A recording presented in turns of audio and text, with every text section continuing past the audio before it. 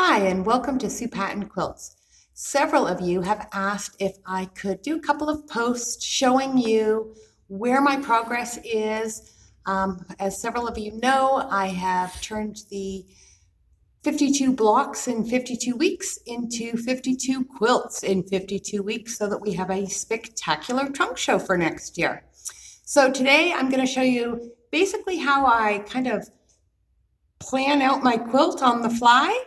So this time I chose one of our new rulers to go onto the quilt, and I'll show you what I've done. So first I went around the entire quilt with my white thread. I squared everything off using my Sue's corner, and then I did my outline of my elongated diamond. Then when I got down to this corner, you know I love to have everything continuous. So I simply grabbed my little straight line ruler and started working my way back into the center, then filling in my section on the other side. Once the entire quilt was done in the white thread, I decided that it needed just a little bit of color and just a little bit more quilting. So what I'm doing now is I'm going back and with several different colors of soft polyester thread, I am filling in with just tiny little bubbles. So I'm going to show you my travel path, and I'm going to just fill in that intersection of that elongated diamond. And here we go.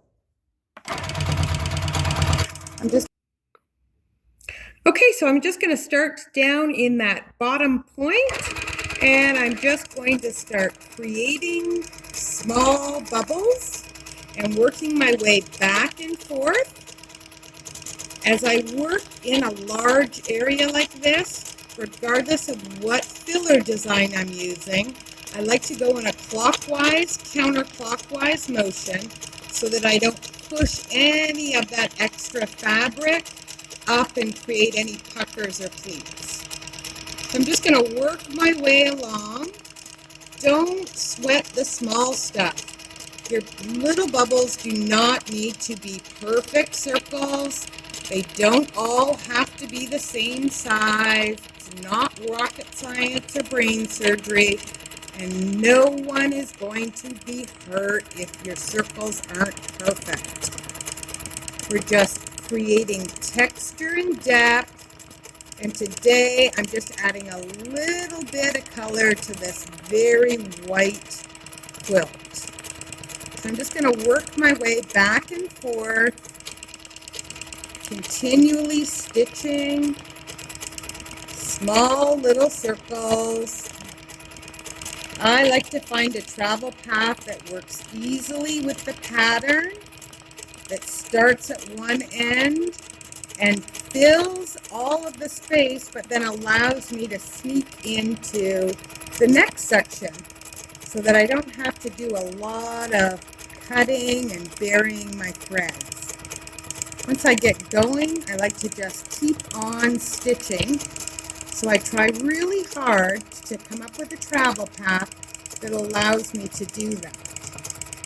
I do stop and move my quilt back and forth when I'm doing fillers like this because I don't want to overstretch or go outside of my quilting zone.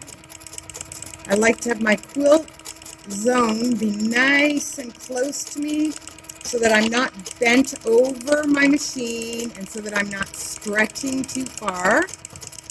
Because I'm working in a very small area at a time, I'm actually sitting on a very comfortable stool so that there's no stress and no anxiety on my back or on my legs or on my knees.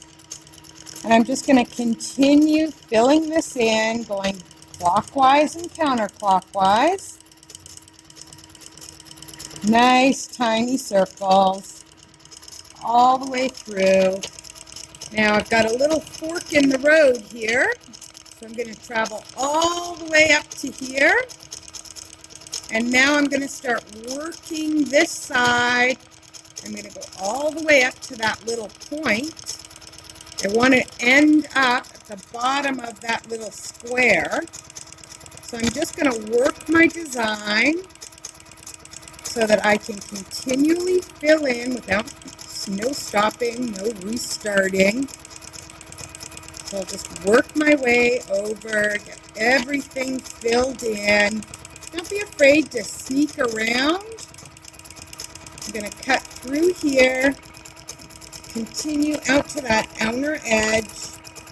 I really like it when the outer edge of my design has a clear path, so not all scattered and opposite sizes. Gives it a consistency so that those circles on the inside don't really matter as much. I'm going to sneak down here. I'm going to go right into that corner. Now I'm going to leave my needle down and I'm going to grab my little ruler. Now here is, if you were working at home and you are in non-stitch regulated mode like I am for your free motion design, this is where most of you will want to turn on your stitch regulator. When I'm working with my rulers, generally I like my stitch regulator to be in a non-cruise or a precision mode, but today I'm just going to leave it in non-stitch regulated because this is how I normally quilt. I'm going to position my ruler to here and I'm just going to slide up into that corner, needle down, slide my ruler over. I'm going to double line this so that it's nice and intense. Needle down, I'm going to shift position, and I'm actually using my ruler to mark my spacing. So I'm lining up that second etched line with the corner. I'm going to hold my position here. I'm going to come down, work my way back up, and now I'm simply going to slide right into that next segue and start filling in those bubbles. Okay, I hope you've enjoyed this session of Sue Patten Quilts, and we'll see you on the road.